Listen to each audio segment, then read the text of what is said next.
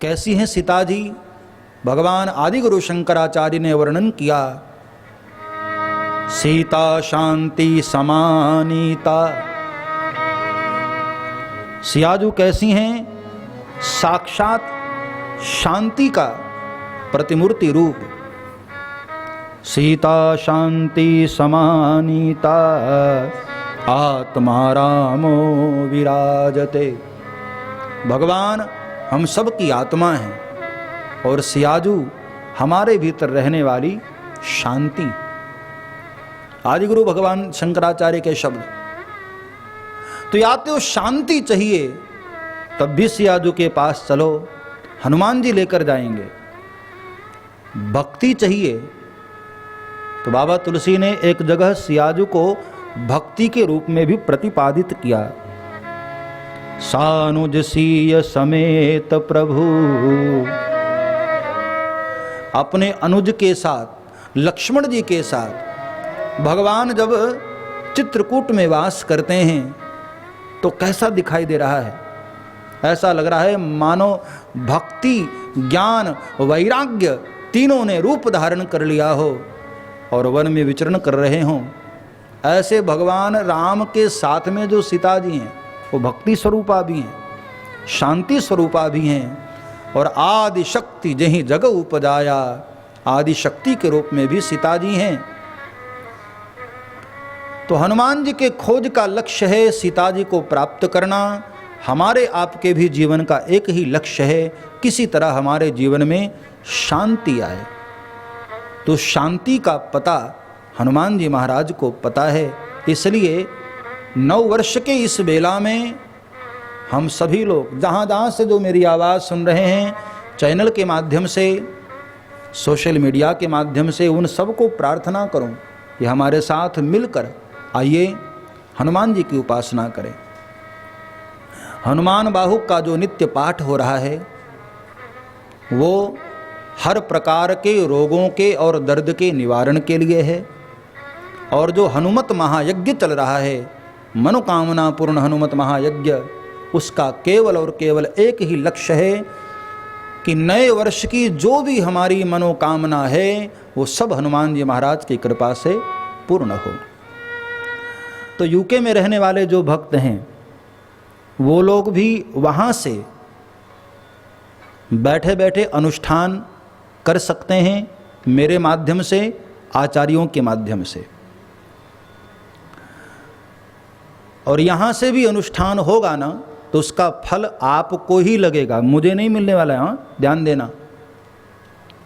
अक्सर हमारे गुरुदेव एक कथा सुनाते हैं कि ट्रेन में एक भिखारी जो अंधा था वो भिक्षा मांगता हुआ जा रहा था। तो ट्रेन में ऊपर की सीट पर एक आदमी सोया था। उसने उस भिखारी को पैसा देना चाहा लेकिन हाथ उतना नीचे नहीं पहुंच पा रहा था। तो अपने उसके नीचे जो एक आदमी और सोया था उसको उसने पैसे दे दिए। उसने कहा भाई मेरी ओर से भिखारी को तुम दे दो। तो उसने दे दिया। तो भिखारी ने आशीर्वाद दिया कि हे हनुमान जी, जिसने मेरे हाथ में पैसे दिए उसका भला करना, कल्याण करना, उसको मेरा आशीर्वाद देना। तो ऊपर के आदमी ने कहा ओ दादा, पैसे मेरे थे और आशीर्वाद तो इसको दिए जा रहा है। तो भिखारी ने कहा कि भैया मैं जरूर अंधा हूं लेकिन मेरा आशीर्वाद कभी अंधा नहीं होता है। आशीर्वाद उसी को लगता है जिसने मुझे पैसे दिए हैं, जिसके पैसे हैं। तो 7 समंदर पार भी ये आशीर्वाद वहां तक पहुंचेगा और उसी को मिलेगा जिसने संकल्प लेकर अनुष्ठान करवाया है।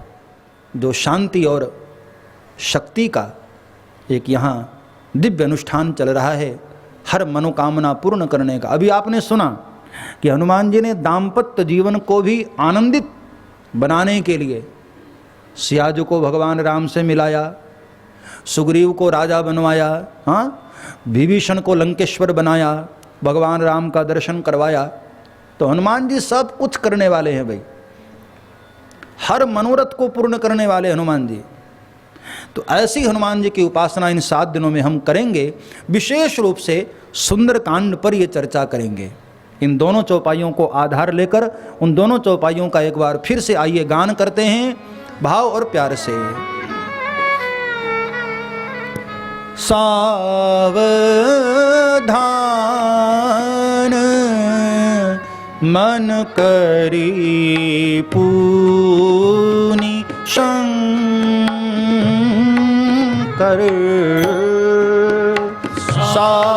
सावधान मन करी पूनि शंकर, लागे कहन कथा अति सुंदर, लागे कहन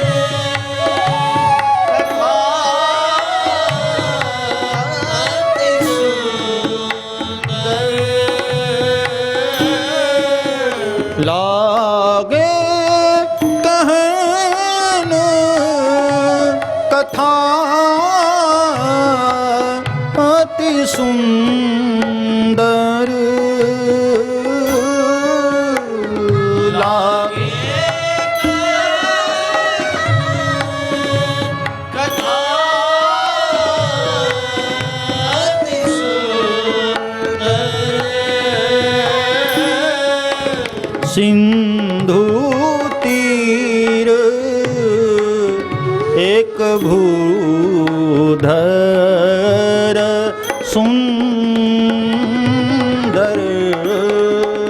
सिंधु तीर एक भूधर सुंदर,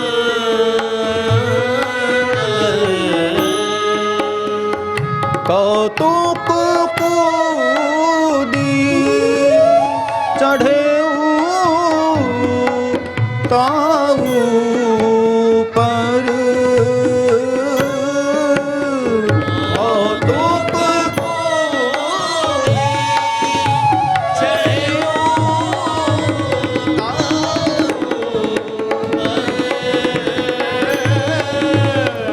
कौतुक कूदी चढ़े ताऊ पर, कौतुक कूदी चढ़े ताऊ पर, सावधान मन करी पूनि शंकर,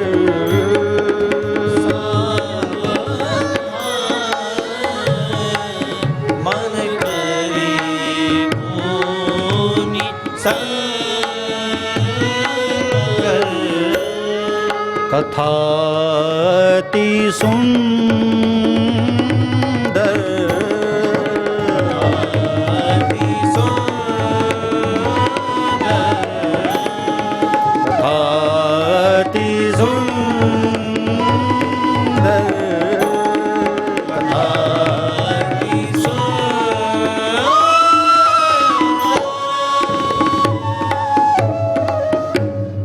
तो लागे कहन कथा अति सुंदर, इन्हीं चौपाइयों का आधार बनाकर इन 7 दिनों में सुंदरकांड पर हम कुछ चर्चा करेंगे। और आज प्रथम दिन है, तो चलिए रामचरितमानस के क्रम को भी हम लेते चलें, क्योंकि बीच बीच में उत्सव भी तो करना है ना, राम जन्म, राम विवाह, राज्याभिषेक, तो उस क्रम को भी हम निभाते हुए प्रथम दिन आरंभ में बाबा तुलसी ने जो बालकांड का आरंभ किया है उसके 7 श्लोकों का दर्शन करते हुए उस क्रम को भी हम लेते चलें। सबसे पहले बालकांड, और बालकांड में भी बाबा तुलसी ने 7 श्लोक से शुरुआत की। या तो ये कहें कि संगीत में 7 सुर होते हैं, सारे गामा पधनी। तो रामायण एक ऐसा काव्य ग्रंथ है जो संगीत के किसी भी राग में गाया जा सकता है, इसलिए 7 श्लोक। अथवा तो सप्ताह के जो 7 दिन हैं उसमें किसी भी दिन रामायण पाठ आप आरंभ कर सकते हो, राम कथा शुरू कर सकते हो। ये बताने के लिए बाबा तुलसी ने 7 श्लोक लिखा।